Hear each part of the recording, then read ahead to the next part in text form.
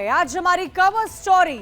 ममता राज में महापाप। पश्चिम बंगाल से एक ऐसी खबर सामने आ रही है जिसे सुनने के बाद किसी की भी इंसानियत से भरोसा उठ जाएगा, क्योंकि आरोप लगा है सरकारी अस्पतालों की मॉर्चुरी में ऑर्गन निकाले जाने पर, जिसके बाद न सिर्फ बंगाल बल्कि पूरे देश में महाहड़कंप मचा हुआ है। बीजेपी ने इस पर बंगाल सरकार को घेरा है। आरोपों के बाद ममता सरकार भी बैकफुट पर नजर आ रही है और इसी महापाप के बारे में आपको अगले आधे घंटे विस्तार से बताएंगे, लेकिन उससे पहले एक नजर इस वक्त की सुर्खियों पर। सह प्रायोजक IME group of colleges, Sahibabad, Ghaziabad, NCR, 29 years of excellence in professional education।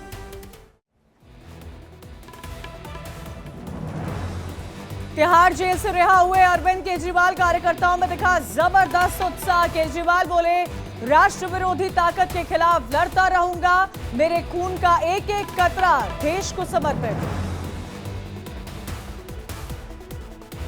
केंद्र सरकार ने बदला पोर्ट ब्लेयर का नाम, अब श्री विजयपुरम कहलाएगी अंडमान निकोबार की राजधानी। अमित शाह ने पोस्ट कर कहा, गुलामी के सारे प्रतीकों को मोदी जी हटाएंगे।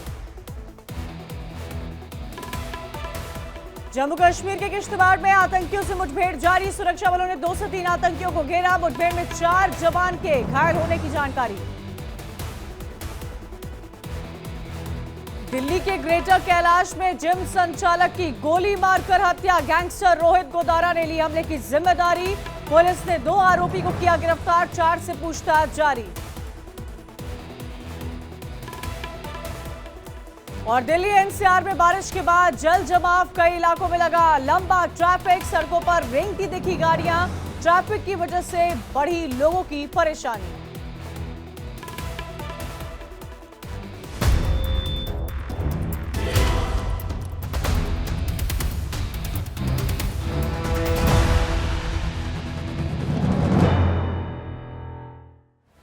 कोलकाता के आरजी कर मेडिकल कॉलेज और हॉस्पिटल में ट्रेनी डॉक्टर से रेप मर्डर केस ने बंगाल को शर्मसार कर दिया। ममता की सरकार सवालों के घेरे में है, लेकिन अब जो महापाप का आरोप लग रहा है उसने बंगाल के स्वास्थ्य व्यवस्था पर कई सारे सवाल खड़े कर दिए हैं। ममता सरकार को कटघरे में भी खड़ा किया है।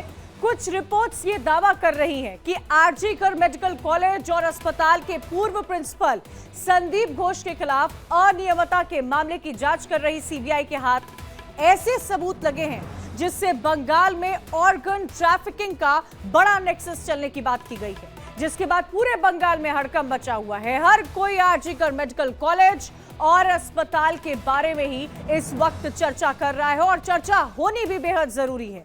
बीजेपी IT सेल के हेड अमित मालविया ने भी इसको लेकर लंबा चौड़ा एक्स पर पोस्ट किया है, जिसमें उन्होंने यह दावा किया है कि आरजी कर मेडिकल कॉलेज और अस्पताल में सीबीआई जांच से बंगाल के मेडिकल कॉलेज में ऑर्गन ट्रैफिकिंग के गठजोड़ के संकेत मिले हैं।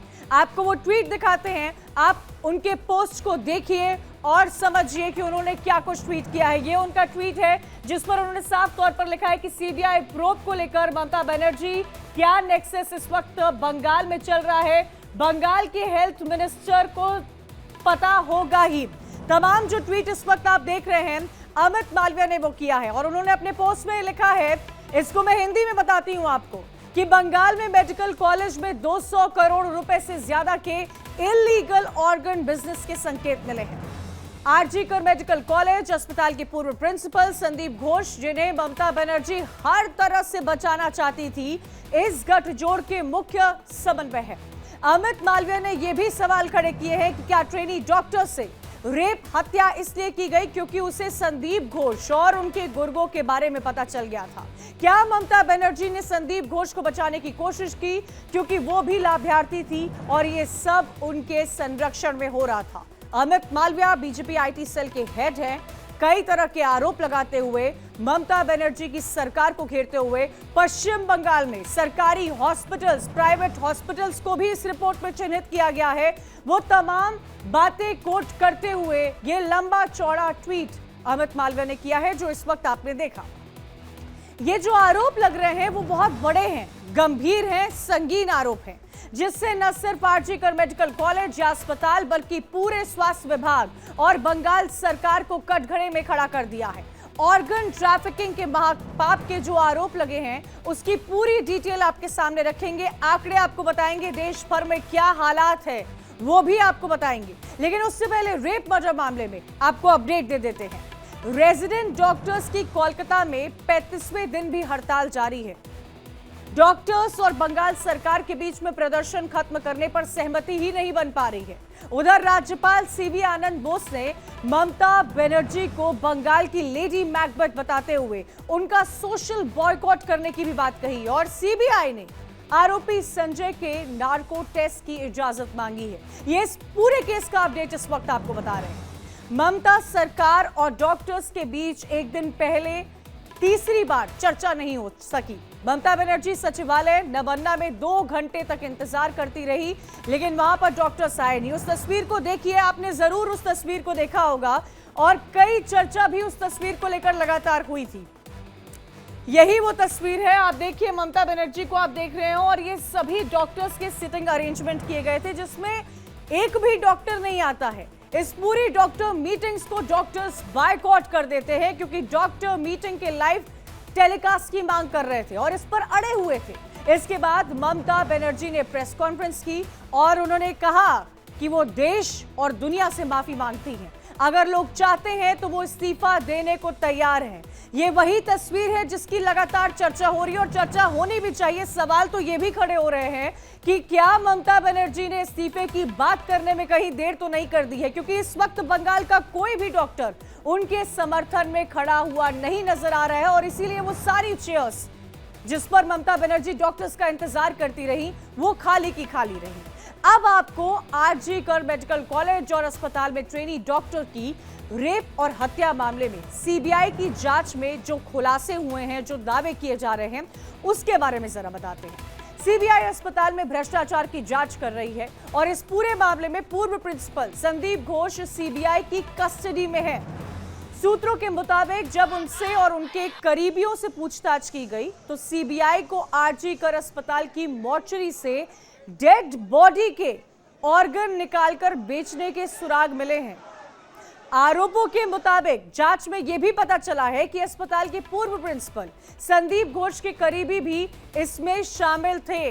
आरोप तो यह भी लगा है कि अस्पताल की मॉर्चरी में जो भी डेड बॉडी आती है उनके अंगों को निकालकर बेचा जाता है, जिसके आरोप बीजेपी लगातार ममता बनर्जी की सरकार, प्रशासन, हॉस्पिटल सब पर लगाती आ रही है और यह कहा जा रहा है कि बंगाल अंग तस्करी का अड्डा बन गया है। आरजी कर मेडिकल कॉलेज अस्पताल पर क्या आरोप लगे हैं, अब इसको समझिए। क्या क्या आरोप लगातार लगाए जा रहे हैं। सीबीआई को अस्पताल से अंग तस्करी गिरोह चलने के सुराग मिले हैं।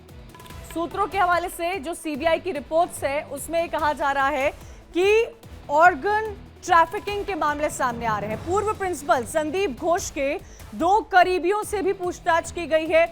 उनसे पूछताछ में भी कई इनपुट्स मिले हैं। सूत्रों के हवाले से सभी जानकारी मिल पा रही है और सीबीआई 7 सालों में किए गए पोस्टमार्टम के रिकॉर्ड्स को इस वक्त कलेक्ट कर रही है। उस पूरी डेटा को कलेक्ट कर रही है जो पिछले 7 सालों में जितने भी पोस्टमार्टम हुए हैं।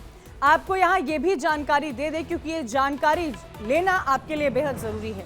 4 से 8 लाख रुपए में अंग बेचे जाने के आरोप लगे हैं।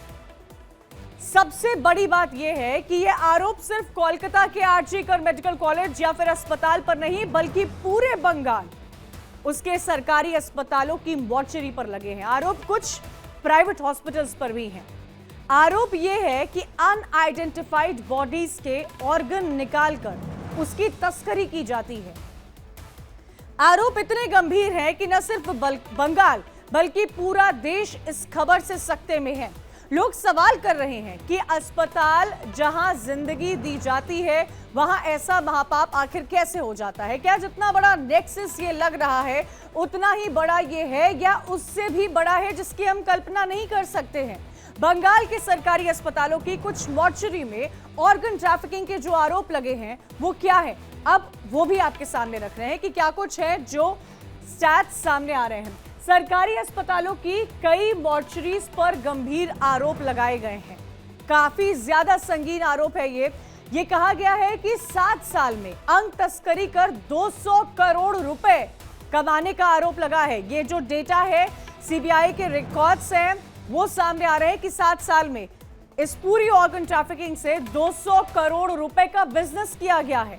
मॉर्चरी में आए शवों के अंग निकालकर बेचने के आरोप लगे। आप सोचिए, मॉर्चरी में डेड बॉडी रखी जाती है, उस डेड बॉडी में ऑर्गन्स निकाले जाते हैं और उसकी खरीद फरोख्त होती है।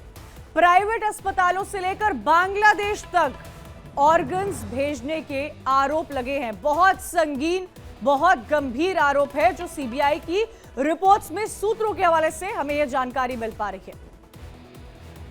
आरोप यह भी है कि ऑर्गन ट्रैफिकिंग का यह पूरा जाल बंगाल में ही नहीं दूसरे राज्यों तक भी फैला हुआ है। सरकारी अस्पतालों के मॉर्चरी से तस्करी कर ऑर्गन प्राइवेट हॉस्पिटल्स में ले जाए जाते हैं।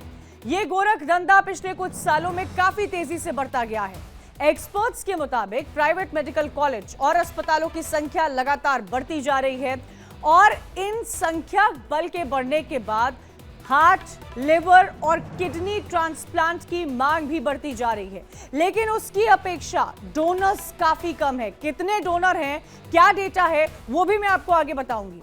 लेकिन पहले आप ये समझिए कि डोनर कम है, जिसकी वजह से मोटा पैसा लेकर ऑर्गन ट्रैफिकिंग की जाती है। सूत्रों के मुताबिक सीबीआई के ऐसे संकेत मिले हैं जिसमें प्रमुख अस्पतालों के डॉक्टर्स की साठगांठ भी होती है, जिसमें सबसे ज्यादा सरकारी अस्पताल यानी कि गवर्नमेंट हॉस्पिटल्स को चिन्हित किया गया है। अब आपको बताते हैं कि ट्रेनी डॉक्टर से रेप मर्डर केस को जब सीबीआई ने टेक ओवर किया था, उसके बाद सीबीआई ने पूछताछ करनी शुरू कर दी थी और तब भी कई रिपोर्ट्स में यह दावा किया गया था कि ऑर्गन ट्रैफिकिंग के बारे में ट्रेनी डॉक्टर को शायद कोई इंफॉर्मेशन थी। उसने इस नेक्सस का भंडाफोड़ करने की कोशिश की थी, जिसके बाद उसे रास्ते से हटाया गया है। रिपोर्ट्स तो यह भी दावा करती हैं कि ट्रेनी डॉक्टर से रेप मर्डर इसलिए हुआ ताकि ये आम घटना लगे। ऐसा नहीं है कि आरजीकर मेडिकल कॉलेज और अस्पताल पर यह पहला कोई गंभीर आरोप लगा है।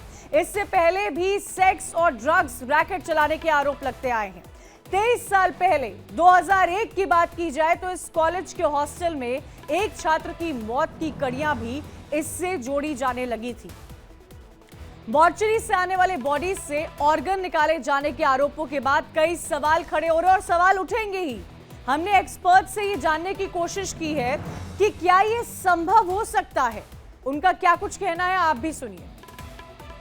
कुछ शब्दों में कोई देखने वाला नहीं है, कोई ऐसी टाइट सिक्योरिटी नहीं होती है, तो बड़ी आसानी से कोई भी ऐसा रैकेट या ऐसा कोई जो गैंग है वो ऐसा काम कर सकता है। वो जो छोटे मुलाजमों के थोड़ा सहयोग से या ऐसे थे, आसानी से ऑर्गन निकाले जा सकते हैं। हमने डॉक्टर नरेश चावला से ये भी पूछा कि क्या उस अस्पताल में ऑर्गन निकालना आसान है जिसमें खुद की मॉर्चरी हो, तो इस पर उनका क्या कुछ कहना है, आप ये भी सुनिए। हम कहेंगे आसान तो ये है कि एक बॉडी बिल्कुल, चाहे वो डेथ म्यूनिसिपैलिटी के किसी इलाके में हुई और बॉडी हॉस्पिटल में लाई गई मॉर्चरी में रखने के लिए, या वो डेथ हॉस्पिटल में ही हुई और बहुत जल्दी उसकी बॉडी फटाफट मॉर्चरी में पहुंचा दी गई है, वाइट कपड़ों में बंद करके ये डेड है, उसके साथ कोई कुछ भी कर सकता है।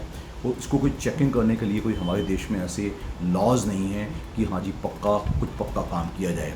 छुटपुट करप्शन के साथ ये काम आसानी से किया जा सकता है। ऑर्गन बॉडी से निकाले जाने के बाद दूसरी बॉडी में ट्रांसप्लांट करने का एक समय सीमा होती है। हार्ट के लिए आपको 4 से 6 घंटे के भीतर, लंग्स 4 से 8 घंटे में, लिवर 8 से 12 घंटे में ट्रांसप्लांट करना होता है। लिवर और किडनी और कॉर्निया का सबसे ज्यादा वक्त दिया गया है। बताया जा रहा है कि 14 दिन के अंदर अंदर ट्रांसप्लांट की जा सकती है, लेकिन शरीर से ऑर्गन को निकालने में जितना ज्यादा समय लगेगा वे उतने ही कम उपयोगी होंगे, क्योंकि समय बढ़ने के साथ साथ डेड में ऑर्गन काम करना बंद कर देते हैं। ऐसे में एक सवाल यह भी खड़ा होता है कि मौत के बाद कितने समय तक कौन सा ऑर्गन काम करता है। यह भी हमने डॉक्टर नरेश चावला से पूछा है, क्या कुछ कहना है उनका, सुनिए। आंखों का अगर 6 घंटे तक आंखों के आगे का कॉर्निया निकाल दिया जाए तो इस्तेमाल किया जा सकता है। किडनीज का भी सेम टाइम है, इससे ज़्यादा वो ज़िंदा नहीं रहती हैं। तो ये निर्भर करती है कि जो बॉडी है वो मॉर्चरी में कितने टाइम में लाई गई है। अगर वो 24-36 घंटे गुजर चुके हैं तो कोई भी ऑर्गन ट्रांसप्लांट नहीं हो सकता। अगर वो 2-4 घंटे के अंदर पहुंचा दी गई है कि पहले से कोई ऐसी मंशा थी कि हम ये कर लेंगे वो कर लेंगे, तो बाकायदा कुछ ऑर्गन्स जिसमें से किडनी ट्रांसप्लांट हमारे देश में अभी जो पोस्टमार्टम अभी इतना शुरू नहीं किया गया है, कुछ मेडिकल कॉलेजेस में साउथ ऑफ इंडिया में ट्राई किया जा रहा है। देखिए, अंग तस्करी का ये जो पूरा खेल है वो मिली भगत से ही होता है। ऐसे में जिस भी अस्पताल में अंग तस्करी होती है, अगर वहां पर कोई ऐसा पेशेंट आया जिसके साथ परिवार का कोई भी व्यक्ति नहीं आता है, तो उसके बारे में ये पता चल जाता है कि उसकी मौत होने वाली है, तो मौत से पहले ही उसकी पूरी मेडिकल हिस्ट्री के साथ उसकी जांच की जाती है। उसके ऑर्गन से लेकर ब्लड ग्रुप तक की जानकारी ली जाती है और फिर उसकी पूरी जानकारी उस ग्रुप को दी जाती है जिसे किसी के ट्रांसप्लांट के लिए ऑर्गन की जरूरत होती है। ब्लड ग्रुप मैच होने पर डील होती है, फिर पेशेंट के अंग निकाले जाते हैं। ऐसे गिरोह पैसा कमाने के लिए जान तक ले सकते हैं। किडनी और लिवर ट्रांसप्लांट के लिए तो ज्यादातर लाइव डोनर के अंगों की ही तस्करी होती है। लाइव डोनर से मतलब यह कि ऐसे व्यक्ति से होता है जो जिंदा है और पैसों के लिए अपने अंगदान करता है, लेकिन दूसरे अंगों के लिए अस्पतालों की मिलीभगत के कई आरोप लग चुके हैं, जो आरोप बंगाल के कुछ अस्पतालों पर लगातार लगते आ रहे हैं। ऑर्गन ट्रैफिकिंग का जाल पूरी दुनिया में फैला हुआ है, जिसके आंकड़े अब आपके सामने रख रहे हैं। आप चौंक जाएंगे उन आंकड़ों को देख के, जिससे देखने के बाद आपके होश उड़ जाएंगे। द एक्सोडस रोड के मुताबिक ये ग्राफिक्स आपको कोट कर रहे हैं, 1 खरब 42 अरब 67 करोड़ रुपए का कारोबार है दुनिया भर में। अंग तस्करी का कितना बड़ा जाल है वो इन आंकड़ों से समझिए। और हर साल 1.5 लाख से ज्यादा ऑर्गन ट्रांसप्लांट वर्ल्ड वाइड किए जाते हैं। पूरे दुनिया के आंकड़े इस वक्त आपको बता रहे हैं कि दुनिया भर में कितने केसेस हैं और दुनिया भर में हर साल 1.5 लाख ट्रांसप्लांट किए जाते हैं। हर साल करीब 12,000 अवैध ऑर्गन ट्रांसप्लांट ही पकड़ में आते हैं। अब आप देखिए, 1.5 लाख ट्रांसप्लांट किए जाते हैं, लेकिन जो अवैध होते हैं वो सिर्फ और सिर्फ 12,000 ही पकड़े जाते हैं। द एक्सोडस रोड की ये जो रिपोर्ट है वो ये आंकड़े देती है कि वर्ल्ड में इस वक्त ऑर्गन ट्रैफिकिंग को लेकर क्या स्टैट्स हैं। काफी चिंताजनक है ये स्टैट्स। अब बात करते हैं हमारे देश भारत की। भारत में दरअसल ऑर्गन ट्रांसप्लांट की शुरुआत 1970s में हुई थी, जिसके बाद कई ऐसे मामले सामने आए थे जिसमें ह्यूमन ऑर्गन की बिक्री होने लगी थी, जिसे देखते हुए सरकार ने 1994 में human organ and tissue act लेकर आई, जिसमें अंगों की बिक्री पर रोक लगा दी गई है और यह प्रावधान किया गया है कि सिर्फ और सिर्फ परिवार या कोई करीबी ही अंग दे सकता है और फिर या वो दान कर सकता है। मरीज को अपने परिवार वाल या किसी करीबी का ही ऑर्गन ट्रांसप्लांट किया जा सकता है। इसमें किसी भी तरह के पैसों का कोई भी लेन देन नहीं होना चाहिए। ये गाइडलाइंस है हमारे देश की national organ and tissue transplant organisation यानी कि नोटो की तरफ से पिछले सालों के कई आंकड़े जारी किए गए हैं। आप इन आंकड़ों को देखिए और समझिए कि किस साल हमारे देश में कितने ट्रांसप्लांट होते हैं। बात करते हैं 2000 टोटल। आपको बता दें, कई सारे ऐसे केसेस हैं हमारे पास जब से सामने आए थे। क्या आंकड़े हैं उनको भी समझने की जरूरत है कि अब तक कितना कुछ हुआ है। मैं आपको बताती हूं 2017 से आंकड़े क्या हैं। 2017 में 9,539 ऑर्गन ट्रांसप्लांट हुए थे। 2018 की बात करें तो ये आंकड़ा जो है वो थोड़ा बढ़ा था और 10,340 ट्रांसप्लांट के केसेस सामने आए थे। अब आपको बताते हैं 2019 के, तब भी बढ़ा था, 12,667 है। नोटो का ये स्टैट्स है जो इस वक्त आपके सामने रख रहे हैं। 2020 में थोड़ा आंकड़ा कम हुआ था, 7,443। 2020 में आप ये भी ध्यान रखिएगा क्योंकि कोविड का टाइम था, इसीलिए वो जो ग्राफ है वो थोड़ा कम हुआ था। हॉस्पिटल्स के क्या हालात थे सिर्फ भारत ही नहीं दुनिया भर के, ये भी आपके सामने थे।